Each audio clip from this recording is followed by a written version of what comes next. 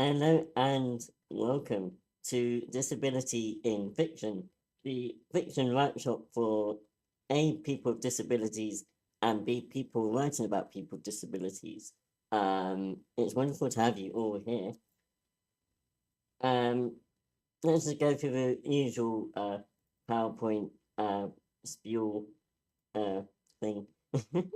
um, and we'll start with why this workshop exists.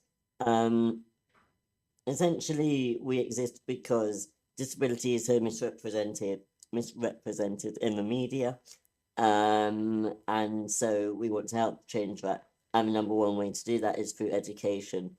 Hence this workshop. Writers come here and discuss topics in their artwork, in their writing, and whatever content that they're creating, and yeah, we just review it and go through it together. So if you have anything, then feel free to submit it. We ask that everyone is respectful when doing so, and we welcome questions, although we know that questions can be quite sensitive and personal sometimes, so be mindful of that. And we're all here to learn and improve.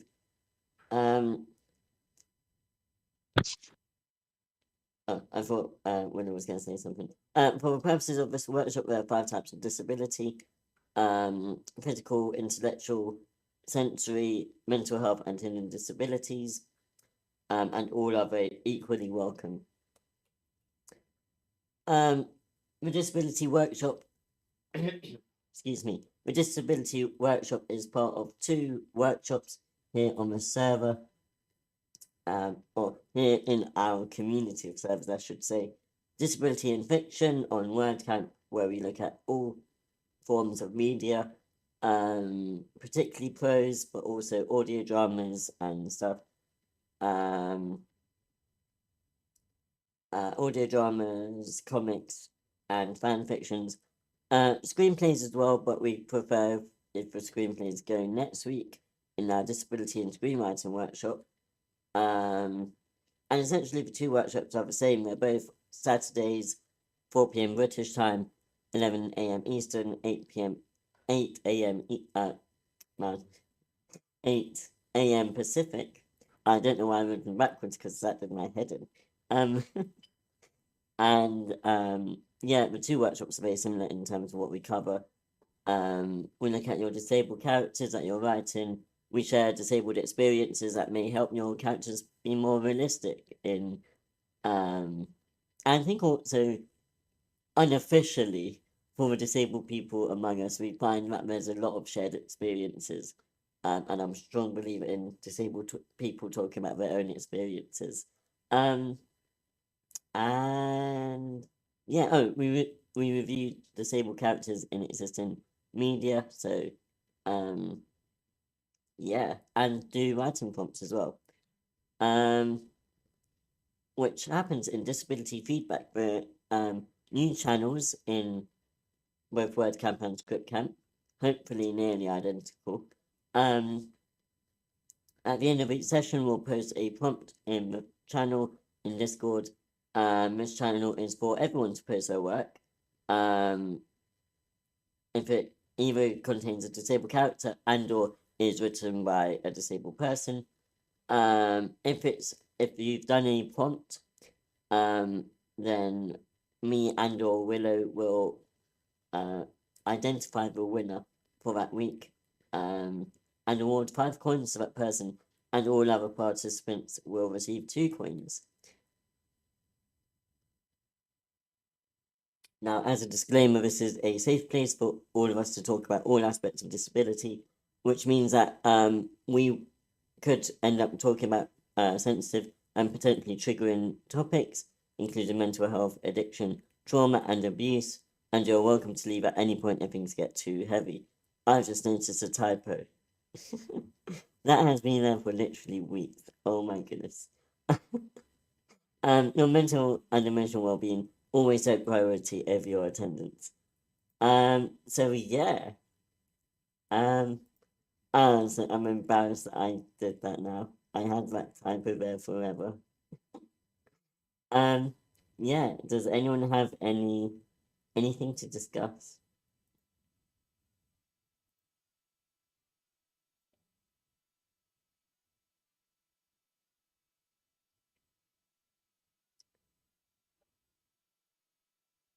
I mean, I don't think I can say I have anything properly discussed. I don't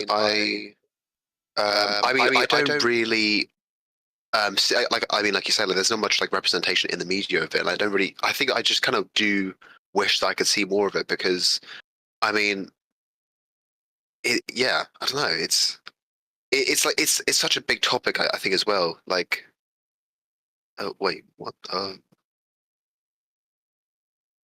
No, but I was just saying, because I mean, of course, I have had, the like experience, I guess, like because like my mum works for a charity, and I've volunteered and stuff, like to help out, and like I've spoken to like loads of people in her charity and stuff. It's really nice. I honestly love it. It's the kind of place she helps um children between 1 to 5 to like try and get into like proper education, like, and try and get into the mainstream, and it kind of just like helps them. So it's really nice, and I think I have had the thought of like trying to like write something, but I don't know like where to really start with it, I suppose. So yeah. So I was working behind the scenes for a second. So I got most of what you're saying. Have you really, I guess, thought about the sorts of characters? Because I mean, and Winner will tell you this all day long. A disabled character is obviously a character, and so to some extent you have to think about them in any other way that you would for any other character. So, what kind of um, what kind of what are you thinking about? Yes, I know you will. What? Yeah. So just take me through any ideas that you've got for this character. I think is what I'm trying to ask. I think it's really broad, to be honest. I don't really have like a defining ground, I suppose, because like again, I think it's just like like one of the ideas I just kind of throw around in my head, just like trying to like, I don't know, because I'm not sure whether to like go for like, let's say like physical disability, or like whether to go for more mental health kind of thing. Because I think I'm much more familiar with mental health myself, so like I know that better. But yeah, I'm not really familiar with. So I can't have like the same sort of personal experience, I'd say, if that makes sense, as someone with a physical disability, if that makes sense. Yeah, I get what you're saying. I mean, what I would say is that welcome Lasagna, by the way. I would say that Hello. every like sorry, enough my train of thought. Every writer will at some point write about an experience that they aren't aware of.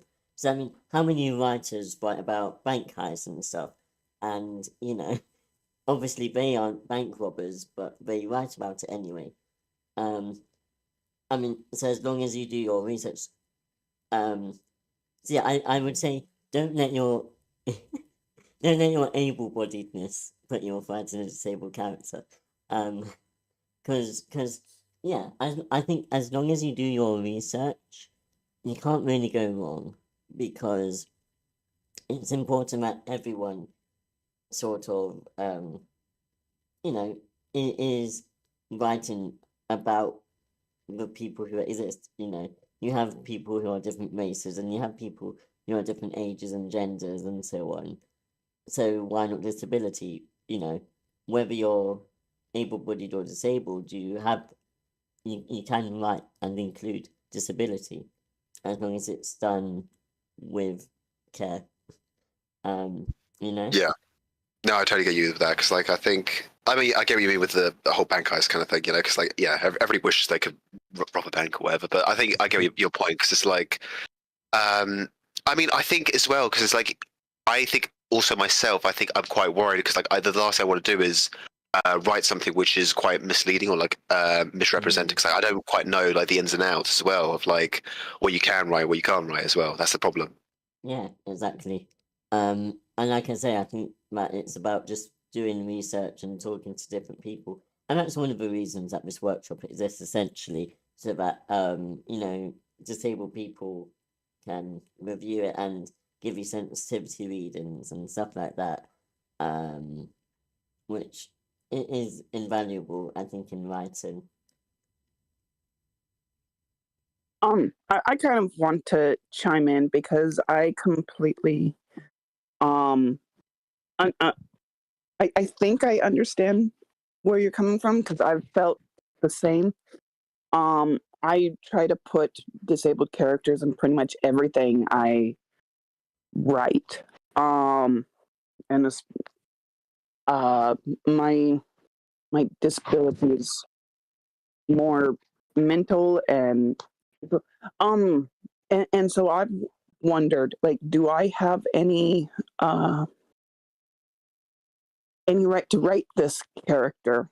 The same goes for race. Do I have the right to talk about this subject or whatever? And the answer is yes, but you can write any character, write about anything that you care about.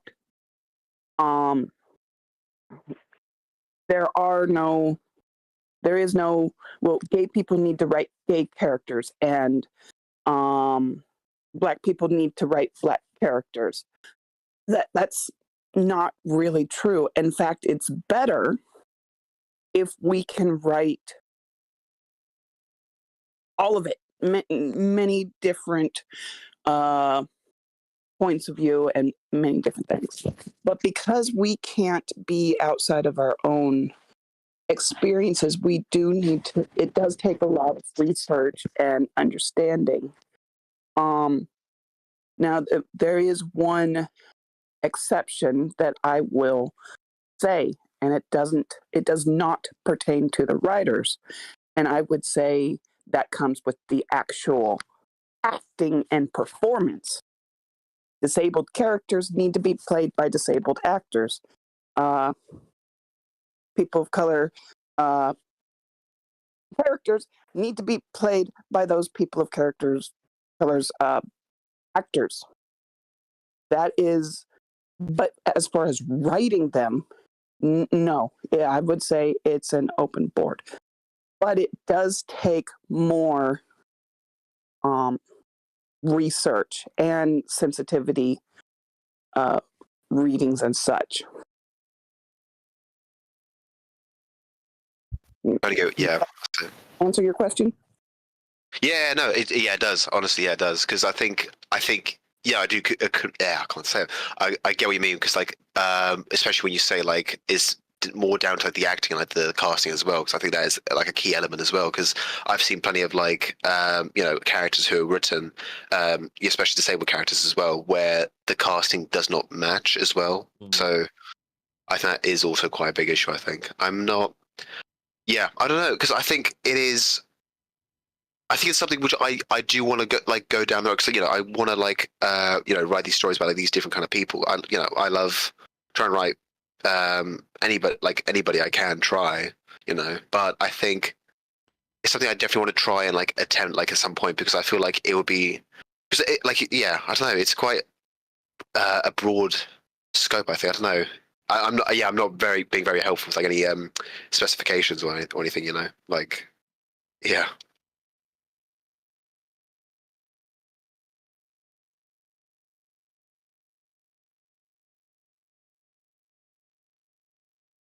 Yeah.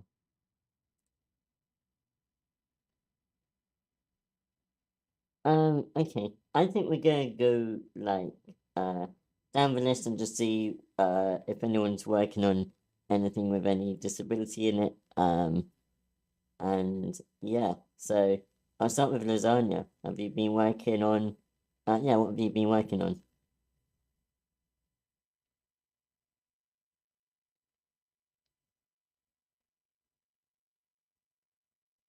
I'm not sure if she's there.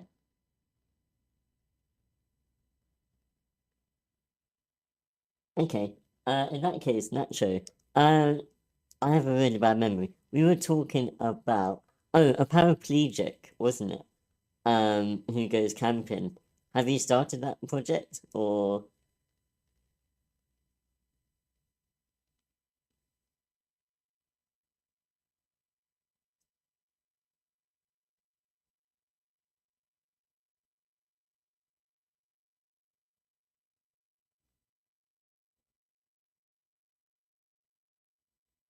Yeah, everyone else is busy. Oh dear, this is going well. So yeah, like where's everyone gone? Yeah. And PDF is me. And we've just spoken to Saturn. Willow. I mean, yeah. So we can always ask. You never know.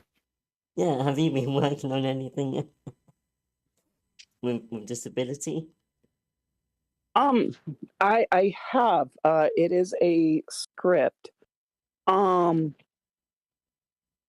And I'm getting close to actually finishing. It's a pilot. It's a I don't think I have a good log line. Is this Poppin' J? No. Okay. I started like 3 days ago, and I've just And been you're writing. nearly finished. And I'm nearly finished. Yeah, Wow. I've been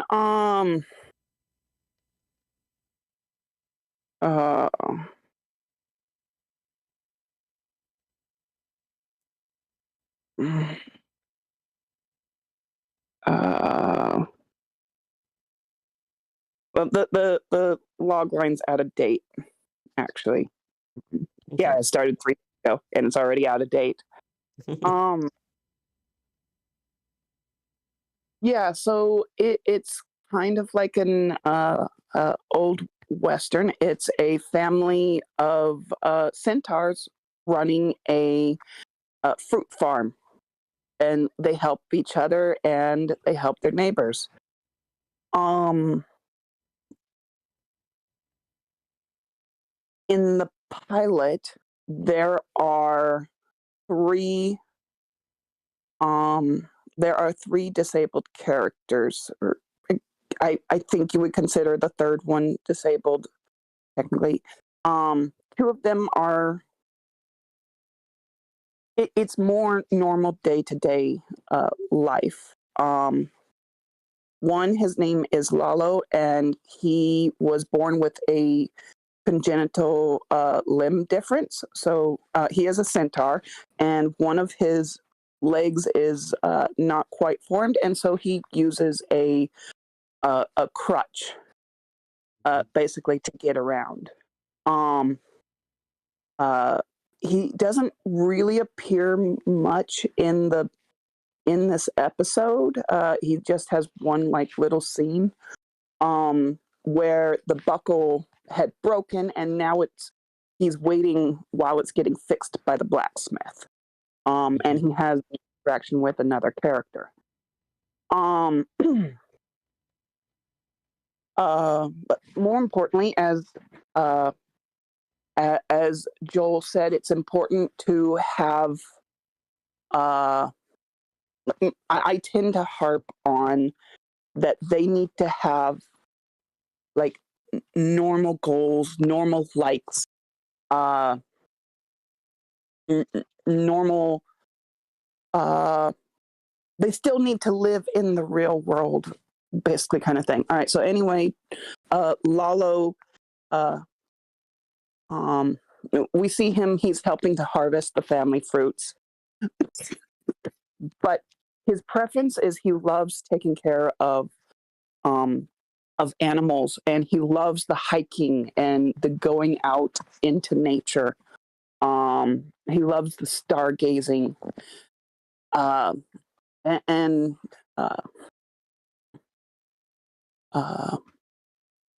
that is where his preferences are, because he is young. His duties are assigned, and he doesn't get to go do the stuff that he loves. But I mean, it's more of a hobby to him, and that's where a lot of his kind of goals will be.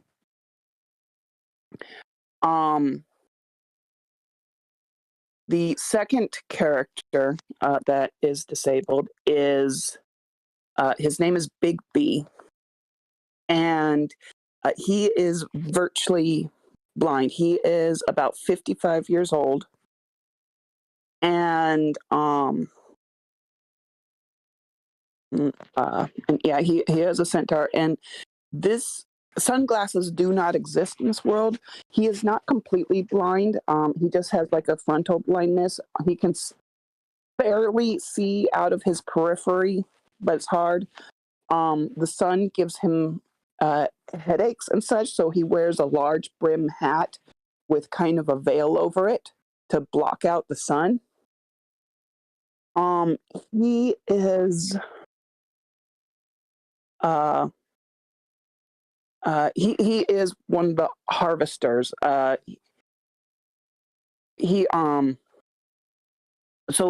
all right, so it's a family of centaurs, right? And so one of the fruits that they harvest grow on trellises, and he's a big old guy, like muscle bound, built, and also like really tall kind of thing. He's big, and so he goes under these trellises that are barely big enough for him, and that way he can feel the fruit with his skin as to what needs to be picked. And he has been doing this for decades, and he is good at it, and he is seen and respected as a leader. And that is kind of what the pilot is about, is them getting a new leader.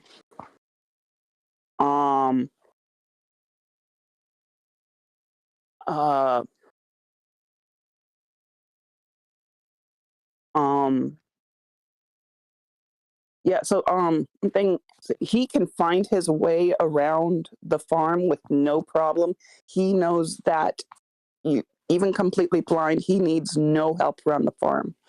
Leaving the farm into unfamiliar area, he can't do that.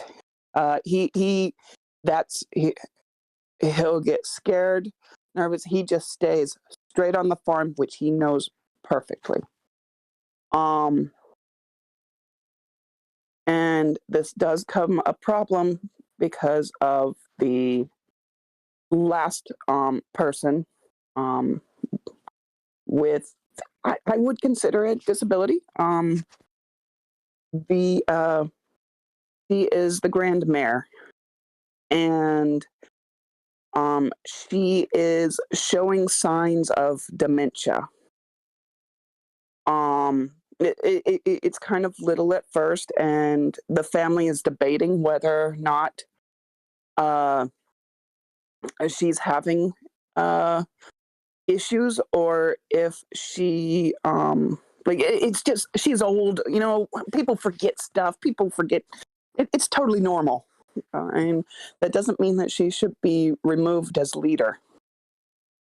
And she ends up going missing, which is kind of the problem with Big B, because he can't look for her. But I am much more worried about writing a character with dementia than I am like Lalo and Big B. Like the physical disabilities, I find, I don't know, I'm not so worried about them, but like mental, I think, is a lot harder to write respectfully. So Grandmare, she her kind of symptoms. The first thing, and we, the audience, don't really notice that there's anything weird, is she calls one of the kids by the wrong name.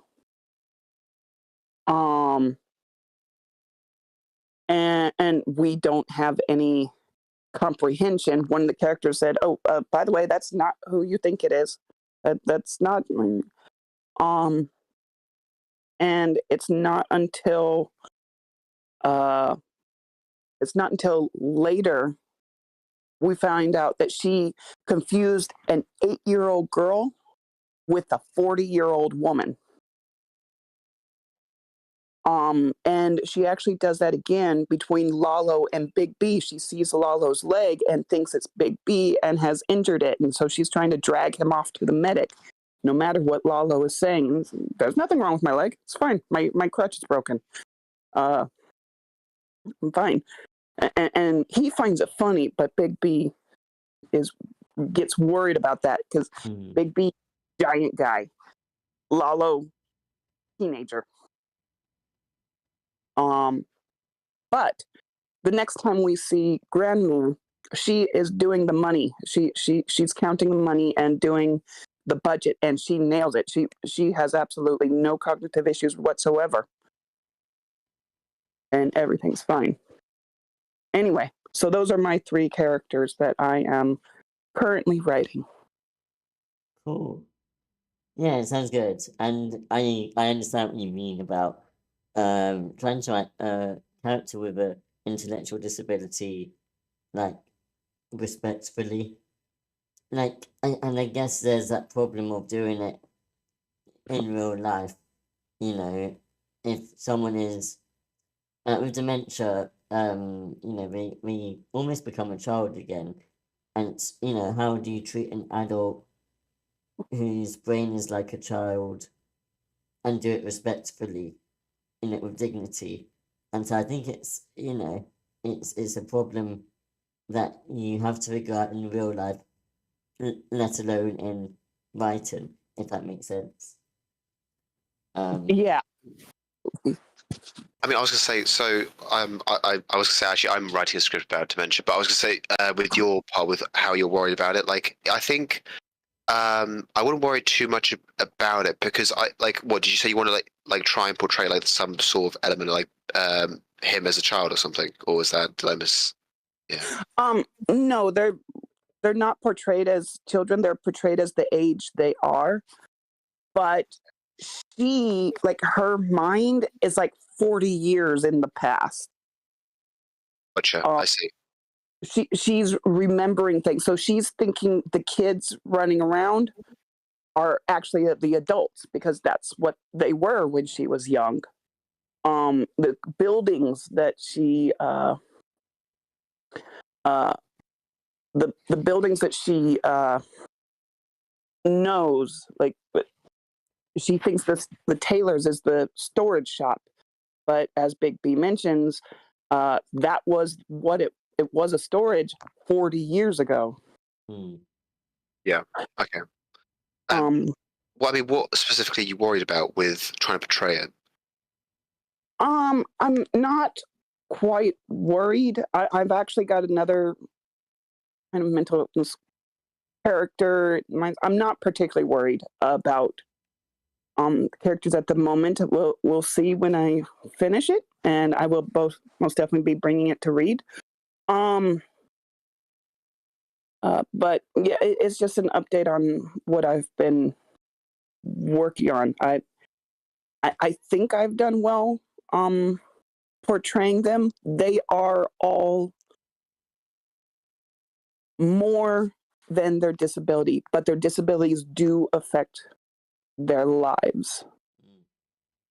I hope that's my goal. That's good. Yeah, and that's an important balance to find when writing anything. Cool. I look forward to reading that. Yeah, and to have gotten through that far in 3 days is very impressive. So well done. I'd be lucky to get it done in 3 years at this rate.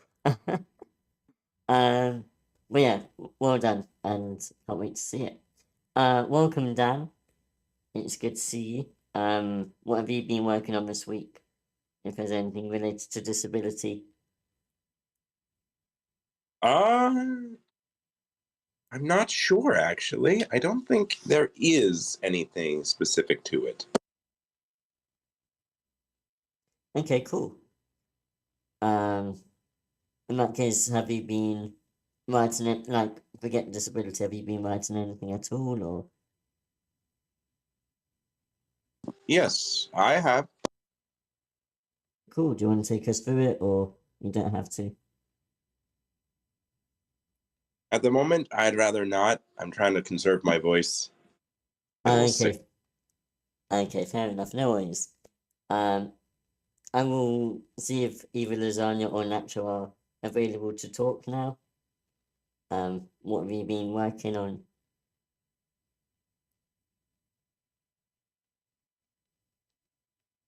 At the moment, I'm just listening in. I'm right now not currently working on any relevant projects. Just you helped me. You guys helped me a lot last week, and on the project with the about the like adventure vlogger in the van. So right now, I'm just kind of getting ready some other stuff to submit to some screenwriting contests. And then I'm going to go back to that one and probably start maybe in, May or June. I should start the new, outlining the new. Okay, cool. Yeah.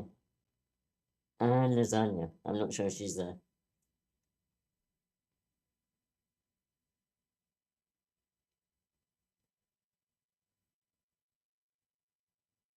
No, doesn't look like it. So Willow, it looks like it goes back to you. You say you have a character or family that you're worried about. Do you want to take us through that? What are your concerns? Yeah. So, there's one character, and I just struggle with this personality type. I struggle with anger. I really struggle with like just angry, defensive people. And that is a normal response to certain things, and so I want to portray it correctly.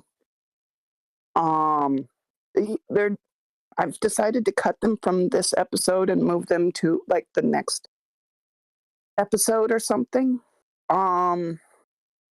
So first we meet is this is from a completely different family, and we see a guy. He's an older guy. I kind of went with the stereotype, and then we'll kind of see behind the scenes. Like the old, angry, get off my lawn, redneck. This is kind of a redneck family, or that is kind of the stereotype, but I want to kill that stereotype, basically. And so he comes in and he buys some pies and preserves, but there's only 4 pies, but he wants 5. And so he's more manipulating it to have them delivered, just to be a pain in the butt. And he refuses to accept that, to wait 5 minutes while another pie is coming out.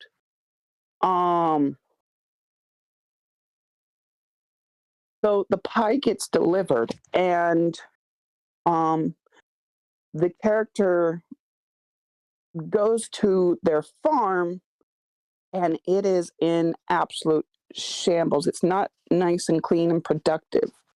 It's an absolute disaster. Everything's overgrown. Bugs, rats, filthy. Windows are shattered. I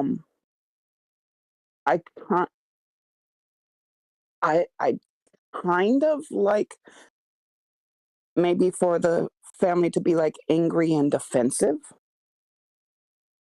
Maybe I really struggle with writing that kind of a character. So there's basically like maybe some kind of a hoarding, self-care kind of issues.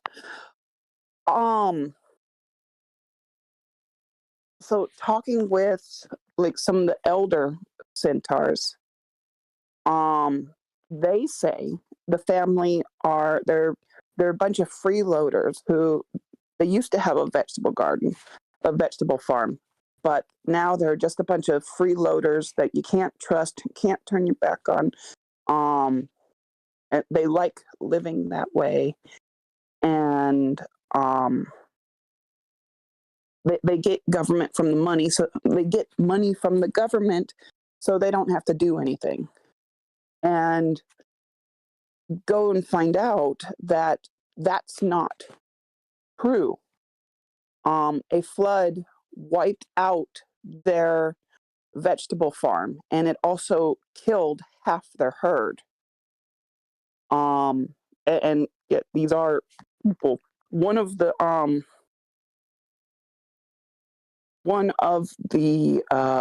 ones who was killed was the blacksmith, and he was the only one who knew like how to fix things. But they're too proud to ask for help, and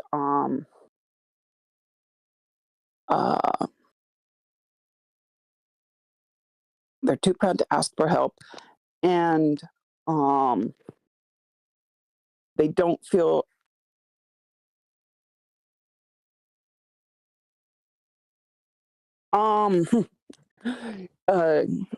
yeah, I say that, Nacho. I don't. Different people get angry for different reasons. Something that will make someone angry won't necessarily make someone else angry. And in this case, this is a sense of extreme pride and extreme shame. If I am dealing with something of extreme shame, I don't lash out. I cry. I go inside, honestly, start beating myself up, and I react. I withdraw if I'm shamed. In this case, this is a family that acts aggressively when they feel shame as a defense. So they don't get they barely get enough money from the government to survive. They are buying pies and preserves instead of like good, healthier fruit. Because their cart is broken and can't handle anything heavier that a full bushel of fruit would be, and they can't travel to further places to be able to get better, healthier fruit. So they are overweight and unhealthy.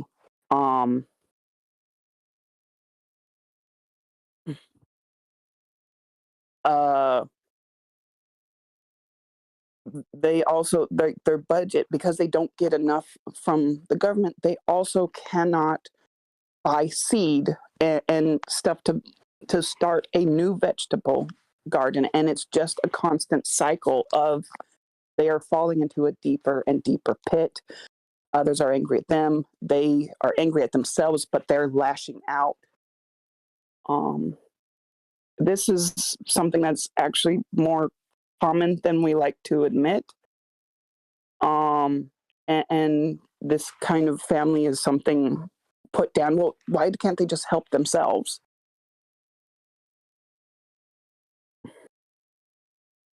So that's the family that I really want to write this family, and I'm worried about it. So, what specifically are you worried about? Because I understand that it's like a different response to what you would feel if you were in a situation. But what is it that worries you, I guess? Like, not villainizing, is that what you're worried about? Or I really don't want to villainize them.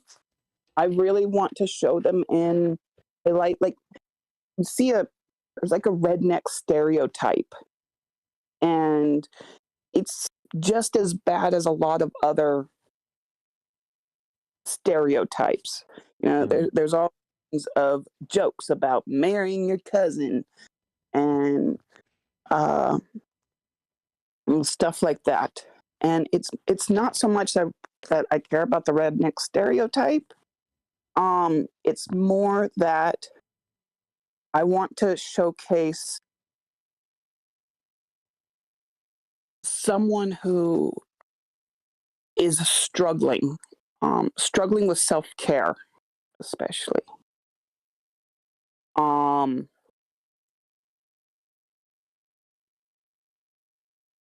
And especially everyone else judging. I don't know. I kind of know what I want to go for. I don't really know what I'm worried. I think it comes more down to the dialogue and what they say, because I have a really hard time writing malice and anger. It's hard for me to get into that headspace. And it feels really fake and clumsy.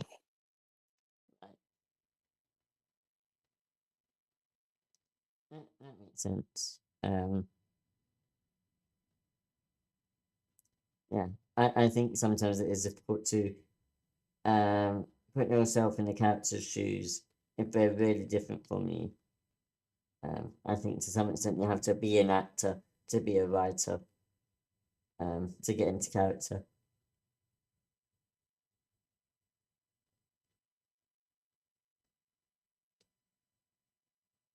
Nacho says, maybe try to zero in on what this character wants to win or to get from the other character in the scene.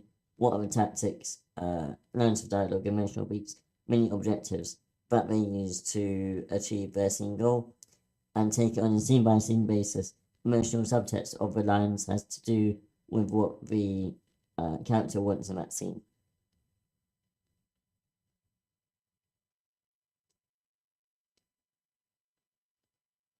Okay.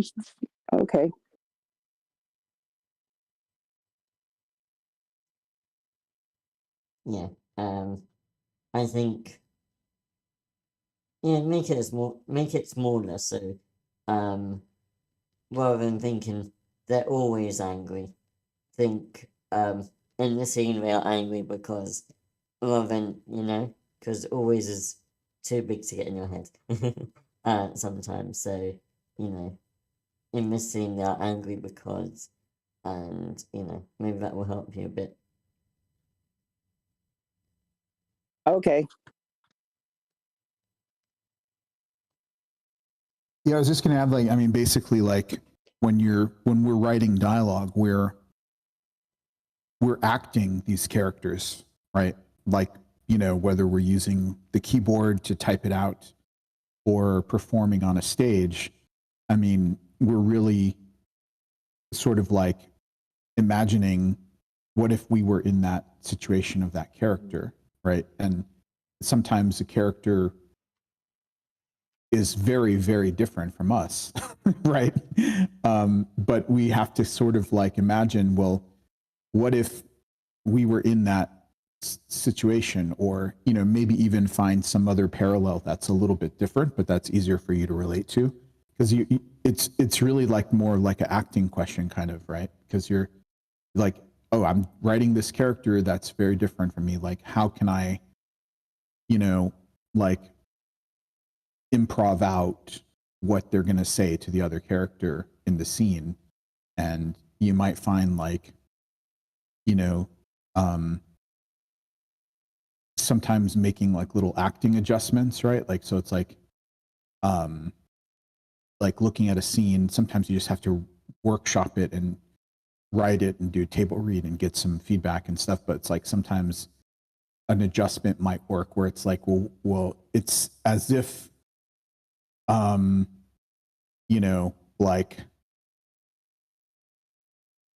this person, what if this person, just, killed my parents or something, right? Or whatever. Whatever the thing is, you're just kind of thinking about things in a way that helps you kind of tap into what that character is, like, sort of like try to think about each line as like a verb that they're trying to do to the other character. Like this line, I want to like goad them. This line, I want to, like, I don't know, toy with them, right? Or whatever this character, I mean, I guess they're like the antagonist, or, I mean, however, whatever the situation is, but you're trying to think of like specific actions for each line of dialogue. And the overall thing in the scene is kind of like what's driving that character. Like, what is, like, are they getting revenge with their words? Are they punishing the other character? Or are they like want to make, like a really specific goal in a scene might be like, I want this character to apologize. Like that's a really clear goal. Like I'm trying to get this other character to apologize. And then in the tactics is where you look at the ways that only this character would do, right? Like a character who is not like as confident, or a character who's like a doormat would use totally different tactics from a character who's more like a bully or something, right? And you're looking at like, what are the little beats, like the little lines or actions that they would do to try to get this character to apologize or something. Or, I mean, I don't know if it has anything to do with your scene, but just as an example. All right. I will consider that.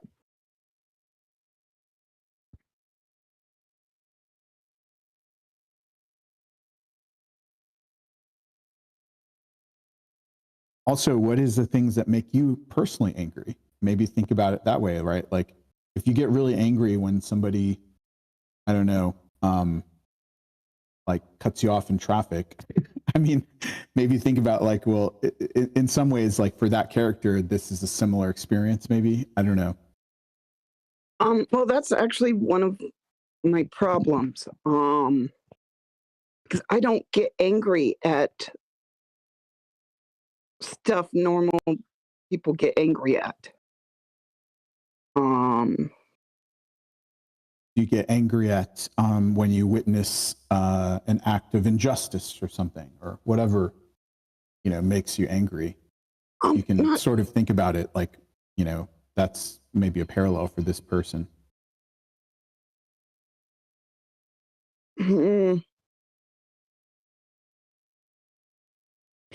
Kind of. It's. I'm more. I do tend to get angry when it comes to like bullying kind of behaviors. I get very angry and defensive. But when others mock, particularly mocking. But I really, really struggle with anger.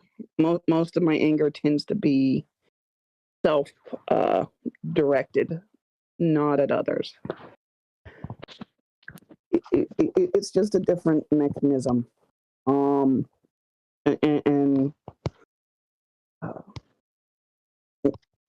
There's reasons. And it's caused plenty of problems. But I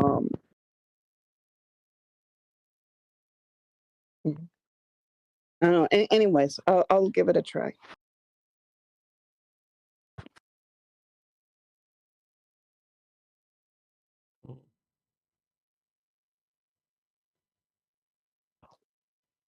Alright, I think we're going to do a picture prompt. Since it seems like not many people have things that they want feedback on.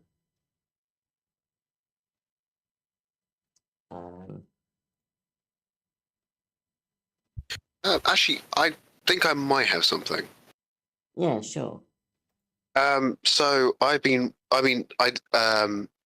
Willa just remind me of the script I was been trying to write recently about dementia kind of thing. So like it's I've been trying to write this script. It's meant to be about a dictator who gets dementia, and he is slowly starting like forget about who he is as a person, and so he hires a journalist to like sort of rediscover like his past, but like the real like events that happen instead of like what the propaganda he put out instead. So like I'd be trying to like write the dictator himself with his dialogue, but I think the like one like issue I've been sort of coming up with is, I mean, I guess it is dialogue, but like not like in the sense of like what the characters want and stuff, but like rather like how you write, because like so it's inspired by my granddad. Like he already has difficulties with like speaking and stuff, but not like to a full extent. However, like I'm not sure how much I should consider that in terms of like writing it in itself, because I'm worried that it kind of slows down the pacing. Like it slows down the pacing of the script, but at the same time, like it makes it unclear what is being said. If that makes sense. Because like I can do it to like certain extents, but I can't. I don't know like whether to go like full in, like like all the way in, or do I almost pull it, like rein it in a little bit. I don't know how to go about with it.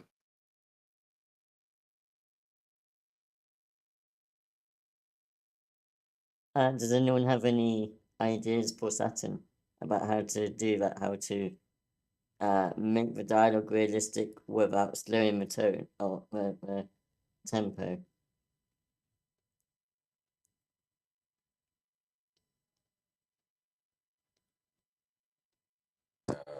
Well, one thing that happens is that people talk over each other. Yeah. So make them talk over, and then you can have this, and this guy talks, and this one. Excuse me. I think it's. I mean, it's not about that. I think it's rather trying to get, because I think I have a scene where like it's basically the journalist meets the dictator. However, it's like it's almost we're trying to learn about the dictator by through his own words, but it's like in a way it needs to be like it needs to convey like the information to the audience without confusing them at the same time. So like because he has like a lot of respect, like everyone's letting him talk, but it's like almost it's it's quite hard to watch, because it is someone who clearly can't handle it himself almost.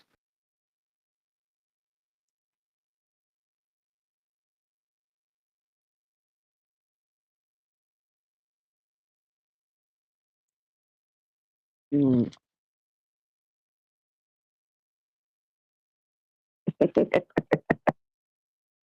uh, yeah, I don't know. I guess the same as what Nacho was saying. Take it like one sentence at a time or something. Yeah, I don't know. I think this is one of the things that makes any kind of mental illness really hard to write. Yeah, definitely. I mean, like I think because I mean with my experience with my granddad, I think I'm trying to base it off that almost, but in a way it is like it definitely does pose a challenge when you try to write them as well, I think, because just trying to. Oh god, I'm still trying to like think about it, but yeah, like is at the same time I want him to be like quite well thought, but again that's like very contradictory to like how one would be when they have dementia. But then again, it kind of depends as well.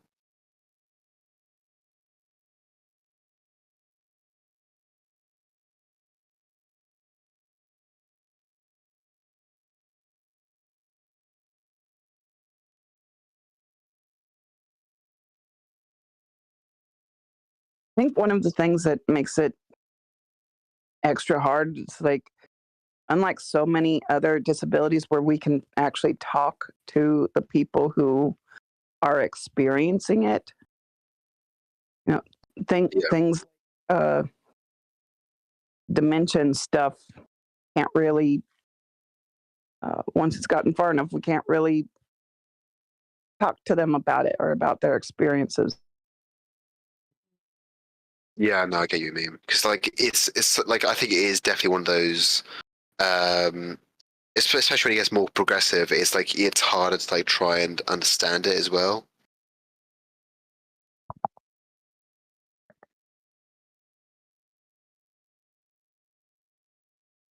Because like, I think the only thing I can really know, like for myself, from my own experience, is that like I remember he always like doesn't know like sometimes he'll be speaking, there'll be like a word which he just doesn't know, and so he'll start like for example he'll be like talking about a phone, for example, and he'll say like I would just call somebody, but he would point at it instead, because he would go like, so I was, and he'd go like, he just pause and hesitate, and then you like point at it instead, like just try and like prompt somebody else to like say the word for him, and like, oh, you mean phone? He goes, oh yeah phone. So and he carries on, and like it happens again. So it's like, you know.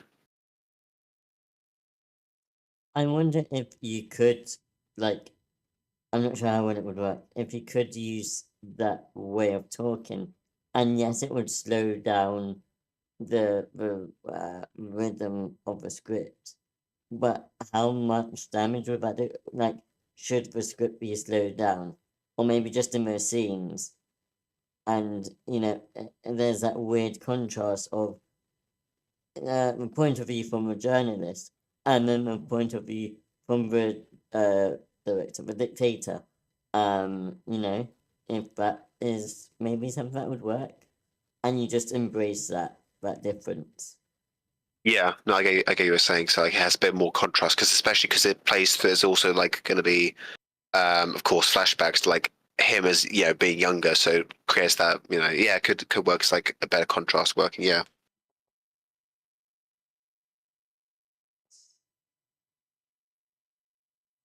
Yeah, I think that's about.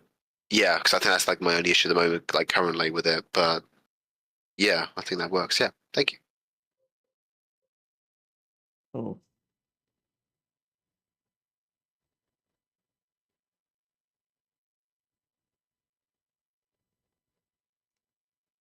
Alright then. Here I have an image, which I'm going to post in disability feedback channel in just a second. Give me 1 minute here.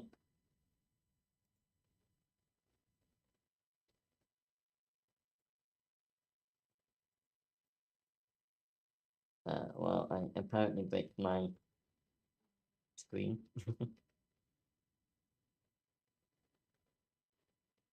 I've lost it. I'm being a noob. Right. Copy.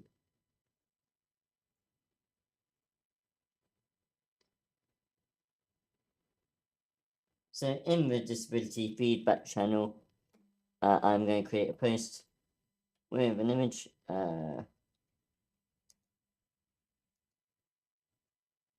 For 29th of April.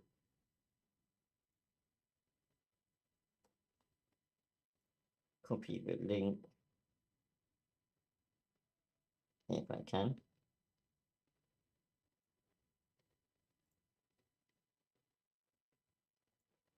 Alright, so I think what I'm going to ask is if anyone is able to write a short, preferably in prose, since this is WordCamp, and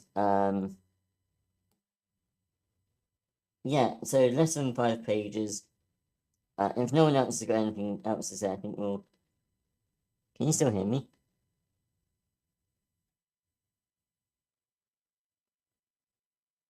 Unfortunately, my Discord crashed. Give me 1 minute.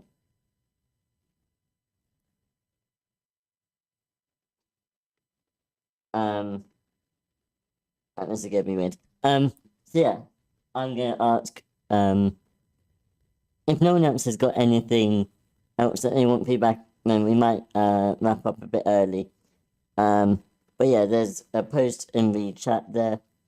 And 5 pages or less, and you will have about a week to do that. No, you'll have 2 weeks, sorry. Till the next WordCamp session. Ah. Right, is Discord back and working? Yes, it is. Good. I didn't want to finish early. I don't like finishing early.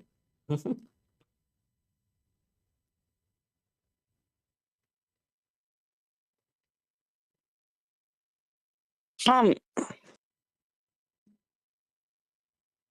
don't know, maybe you could find like, or we could discuss a character that is in media and the pros and cons of them. Yeah, sure. Okay. What's the easiest way to do this? Has anyone watched any media that's got a disabled character in it? And we will try and find one that, like, lots of us have seen. First that comes to mind is I think one that really stood out to me when I watched it was Peanut Butter Falcon, I think. I haven't heard of that. Welcome, Gray. Has anyone else seen that?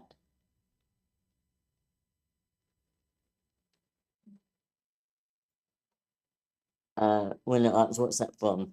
Peanut Butter Falcon.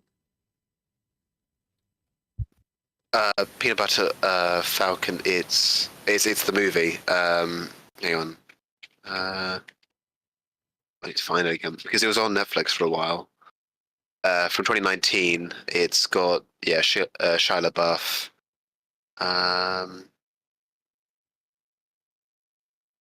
Yeah. Currently, it's on Prime at the moment. Yeah, I remember watching it a while ago, but I have to be honest, I've forgotten quite a lot of it. But yeah, I think it was, it did really well actually.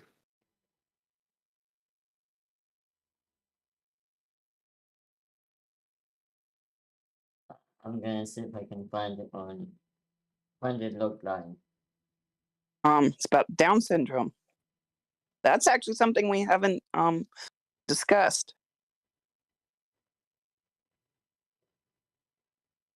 I think the logline is, or not the logline, but a short description. A young man with Down syndrome runs away from his care home to pursue his dream of becoming a wrestler. It seems to also be on BBC iPlayer if you're in the UK. Yeah.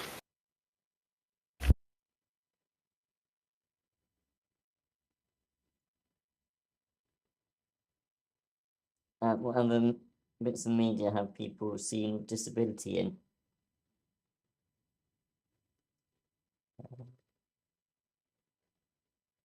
I've been watching How to Train Your Dragon, a TV series. I know a couple of you have seen that. What do you think of Hiccup, who's got an amputated leg? I do I love the first movie. I have watched all of the series. Yeah, I do like that. I like Hiccup.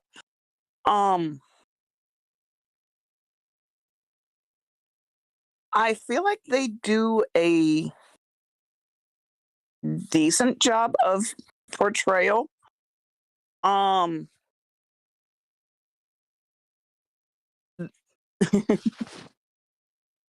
There are a couple things that they seem to get wrong with prosthetics.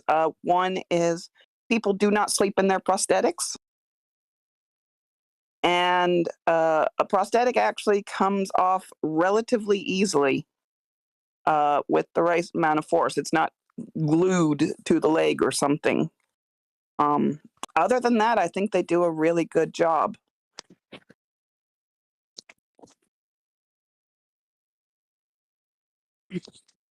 Yeah, I mean, I haven't gotten through the whole series yet.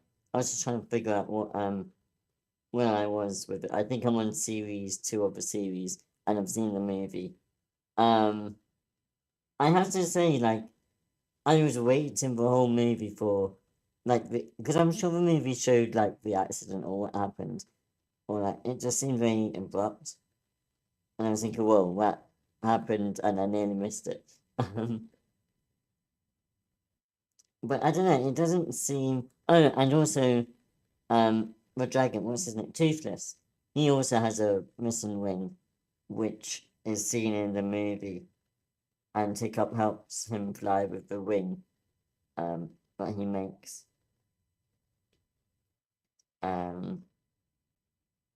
Which I guess was actually the main plot for the movie, or one of the main storylines.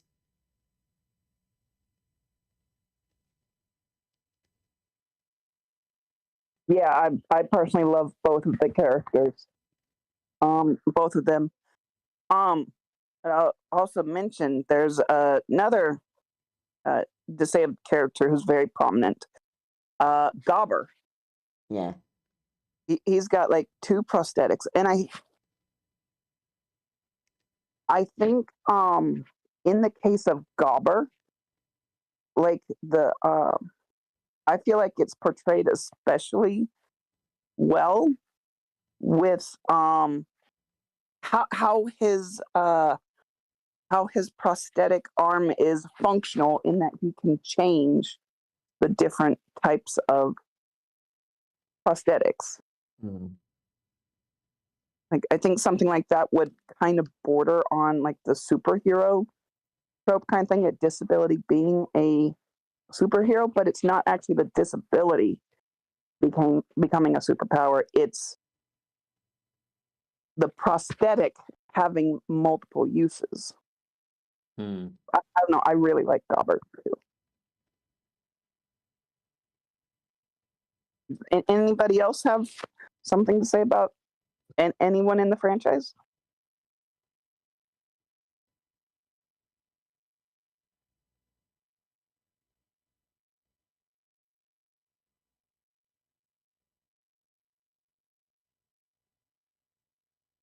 Ray, I'm shocked with you. You're the animation host.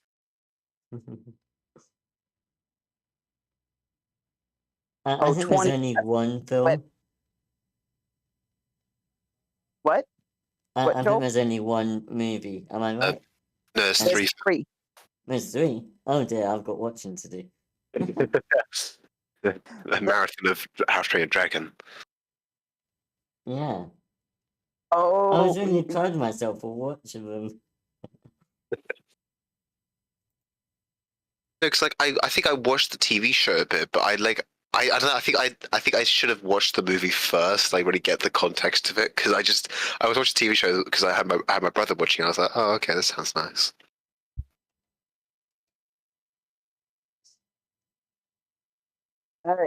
Yeah, the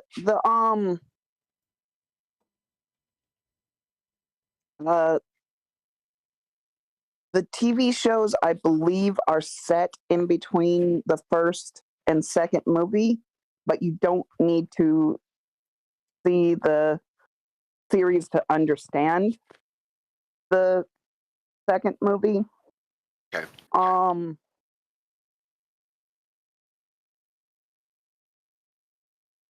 I highly recommend watching the second movie. Some people consider it better than the first, and I can understand why. One with the white dragon, because I remember that like being a meme for a while. The White Dragon is in the third movie. That one's a bit more, not the word controversial, but it's some people love it, some people don't love it. More Okay. like that. It's like okay. But the second movie is something almost universally loved.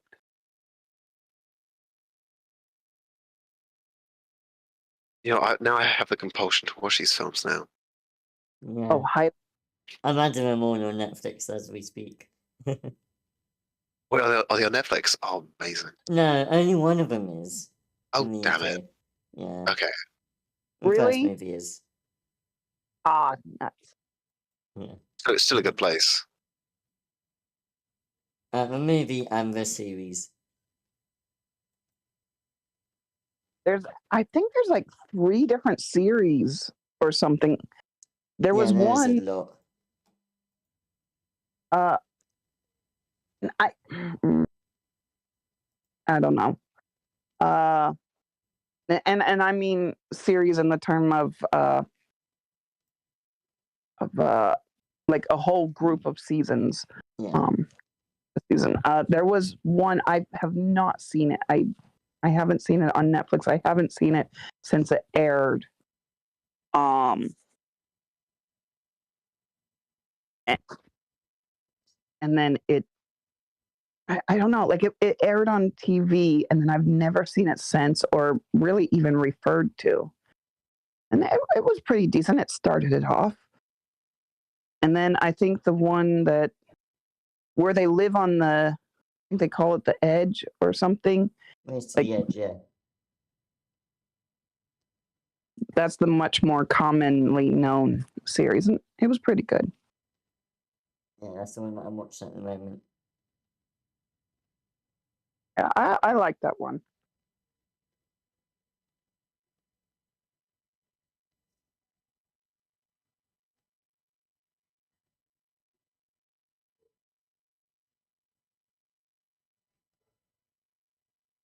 Yeah, I don't know if you should finish the series before watching the second movie. You don't really need to. Fair. I think you could. I was feeling like you could just watch the first film and then just go to the second film because I don't think unless there's something like pivotal like in the series itself. Right. There's not. Okay. Yeah. There's absolutely not. It catches you up. What I am wondering about is if you are watching the series,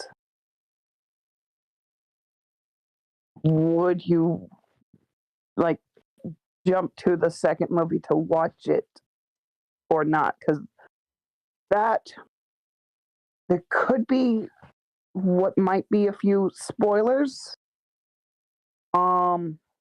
I don't think they're major, and you could see it coming 10 miles away.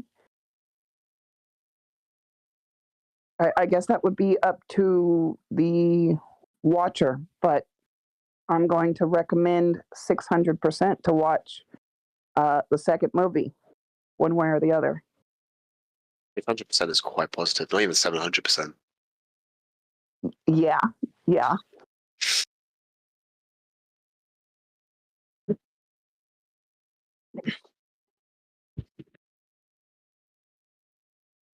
So those are my thoughts. But No. I mean, to be fair, I do. I think I haven't watched a good animation for a while, so I feel like again, my friend talks to me about it a lot because he loves these. Like when I first heard about the live action How to Train Your Dragon coming out, you know, all my friends were like, "Oh my god, yes, it's happening!" I was like, "Wait, what?"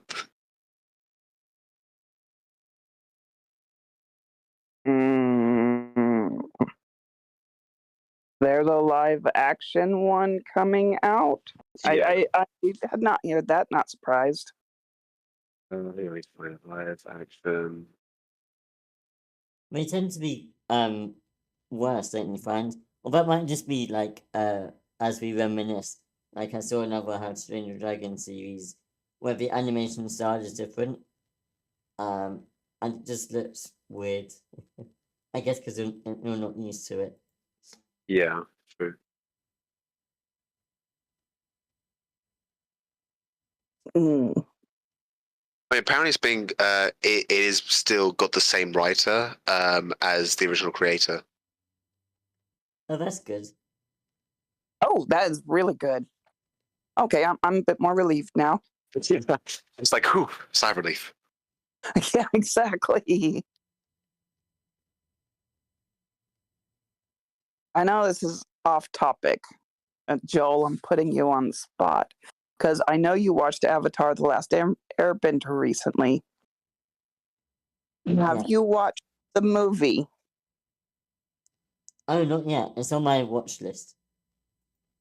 Ah, I was What's the gonna so because like before the first workshop started, me and Willow were coming up with a list of different media that had disability in, and like all of mine were live action, and near enough all of Willow's were animation.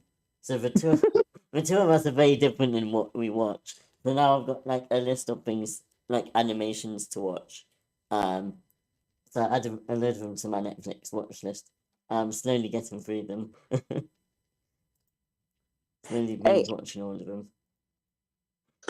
I give Joel a whole lot of credit. He binge watched Avatar: The Last Airbender, which is pretty awesome.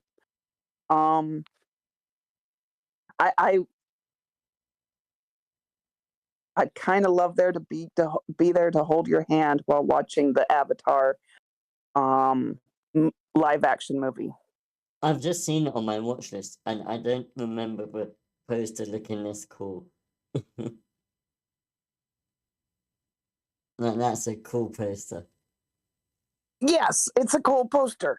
I'm not gonna lie, it's as the fans of the show like to say, there is no movie in Ba Sing Se. This movie does not exist. It is so hated and despised by the fandom. Secret tunnel, secret tunnel. Oh, you need to go to Lake Laogai to cleanse your brain after watching it.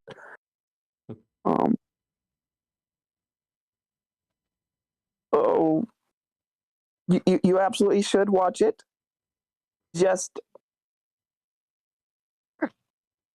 it's painful. Okay. Oh my I did God. enjoy the series. The series was good fun to watch. And Toph, oh my goodness, I love her. Mm. Yeah, you might become physically ill at the movie. Yeah. Yeah, she's not even in the poster. How did they leave her out of the poster? Okay, well, the movie is the first season. Okay. They do have like a little hook on the end implying like that they would do the second season, a sequel hook, but it performed so badly at the box office that no sequels were ever made. Okay. And they dropped.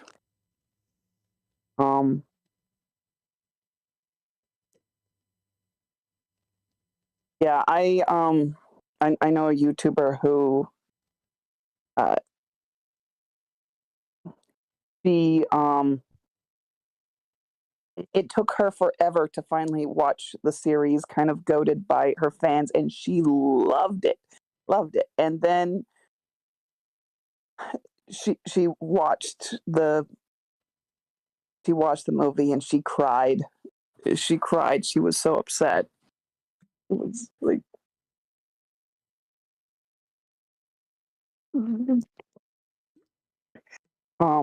I've watched it several times now, and I do recommend it.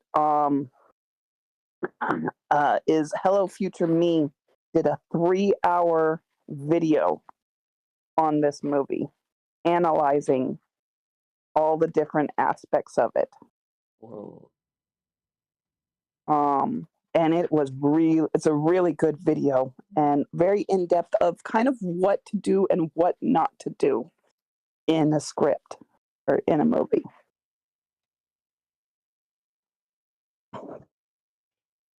Good morning, Lasagna. Good to have you with us, Lasagna.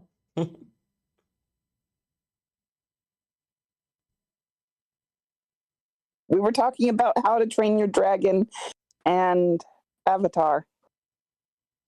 Yeah, everything with disability. Wow, I can't talk today. All the stuff with disability. Woo, bring it to us. I will take it all. all this stuff with disability. See, it'd be nice if I knew anything.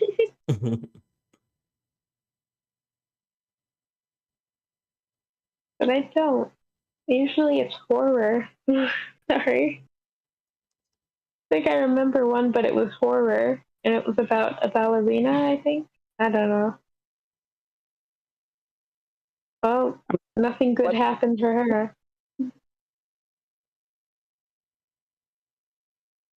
I don't remember what it was called, but she ended up in like a wheelchair and like, I don't know. Things happened. It was like Oh, a is that horror Run? movie. Yeah, I think Yeah. so.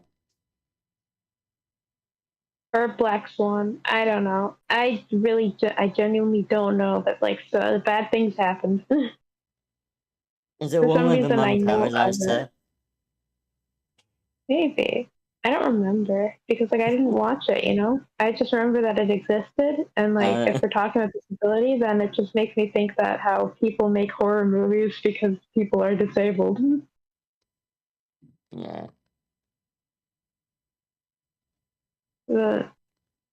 Yeah. I can only think about bad things. There's only bad things. I don't know. So it's good that you're talking about How to Train Your Dragon because that's a good thing. Yeah.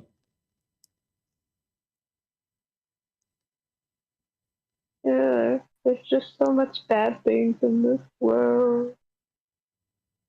Loaf, loaf. Loaf, loaf, loaf. Very good. That poor cat has no idea what's going on. It's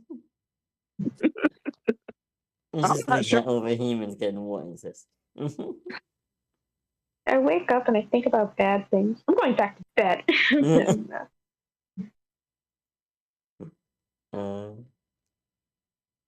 But hello, everybody.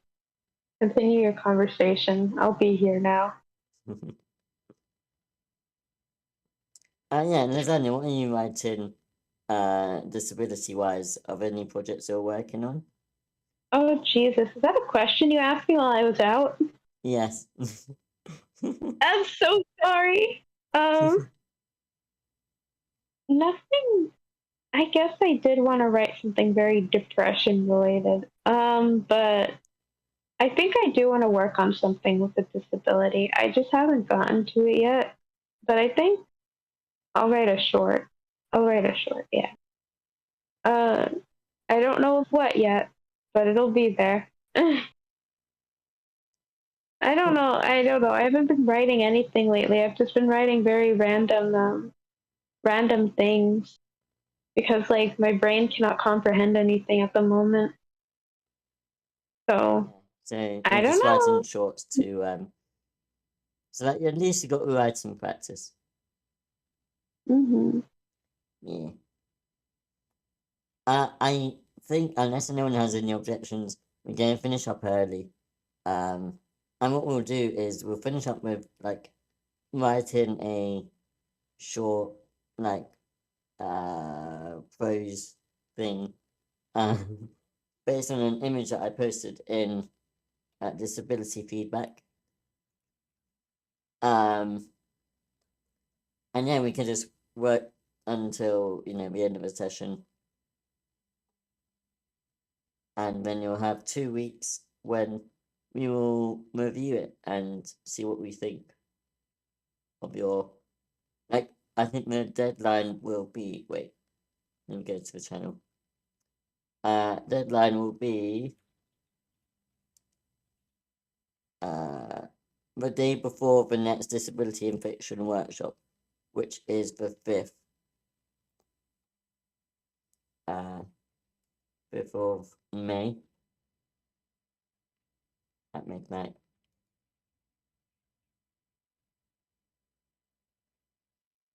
You guys will be missed.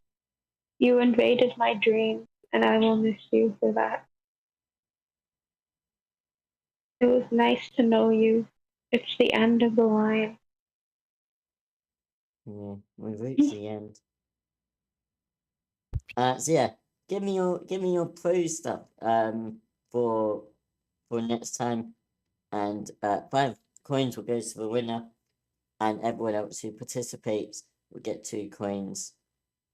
So Wait, you should all be able what to is see this it. competition? What? What is this a competition? What did we do?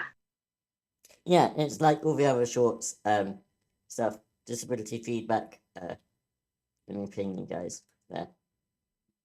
Oh, okay. Sorry.